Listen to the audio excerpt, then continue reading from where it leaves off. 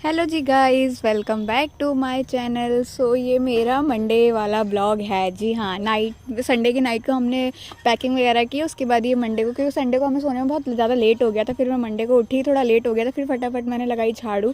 उसके बाद मैंने किया पूजा। यहाँ मेरी मम्मी भी उठ चुकी थी, फिर मम्मी ने माधव की थोड़े बर्तन वर्तन धोए। उसके बाद उनके लिए भोग के लिए बनाया हलवा बनाने के बाद फिर मैं उन्हें गई नहलाने के लिए, क्योंकि उन्हें भी नहलाना था आज। तो फिर मैं यहाँ पे नहलाने की उनकी तैयारी वगैरह करने लग गई। उसके बाद फिर मैंने यहाँ पे बहन खाना वगैरह बनाने की तैयारी कर रही थी, फिर मैंने फटाफट करी पूजा करने के बाद मैं गई थी यहाँ पे बाहर मंदिर, क्योंकि आज मंडे था। मंडे को मैं मोस्टली मंदिर जाती ही जाती हूँ। उसके बाद बाहर ही बच्चे मुझे मिल गए थे, कह दीदी प्रसाद के लिए, तो मैं उन्हें घर पे लाके मैंने जो हलवा बनाया था वो प्रसाद खिलाया उनको। उसके बाद मैंने यहाँ पे किया नाश्ता। उसके बाद हमारा कुछ ना कुछ सामान रह ही रहा था, फिर हम गए यहाँ दुकान से सामान वामान लेके। उसके बाद भी हमारा डिस्कशन चल रहा था कि किसकी पैकिंग क्या रह रही है, क्या बच गया, क्या लेना है, मतलब यही सारी चीज़ें। मतलब कहीं आना जाना होता है, बहुत ज़्यादा टेंशन हो जाती है। अभी मेरे को समझ नहीं आ रहा कौन सी दवाई रह रही है क्या, क्योंकि मम्मी की थोड़ी तबीयत ख़राब थी, इसलिए मेरे को समझ नहीं आ रहा था क्या बाकी है, क्या ले जाना है, क्या नहीं।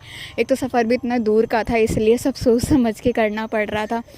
बट थोड़ी बहुत टेंशन तो हो ही रही थी। फिर देखो यहाँ पे मेन तो हमने माधव को भी हम अपने साथ लेकर गए हैं, और लास्ट में जाते टाइम मैंने किया माधव को रेडी, और कुछ घर में बर्तन रह गए थे वो मेरी बहन ने धोया।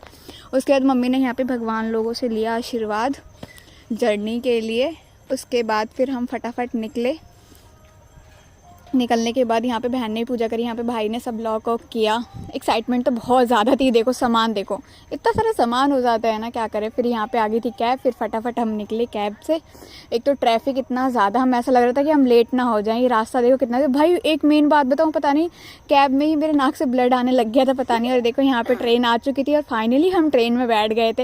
वो एक्साइटमेंट बहुत अच्छी थी, बहुत ज़्यादा, मतलब बहुत अच्छा लगा। 5-6 साल के बाद फाइनली हम अपने गाँव जा रहे हैं, तो अच्छा लगता ही है सबके लिए। फिर हमने यहाँ पे ट्रेन में खाया खाना मस्त। उसके बाद हम सो रहे थे, लेकिन हम एक दूसरे को देख के हंस रहे हैं। सब अपनी अपनी सीट पे सोए हैं, लेकिन एक दूसरे को देख देख के हंस रहे हैं। थोड़ी मस्ती वस्ती चली रही थी हम लोग की ट्रेन में। बस इतना ही इस ब्लॉग में। Okay bye, thank you so much guys. मेरे चैनल को लाइक करो, सब्सक्राइब करो, और अच्छा लगे तो कमेंट करो। Thank you, bye bye.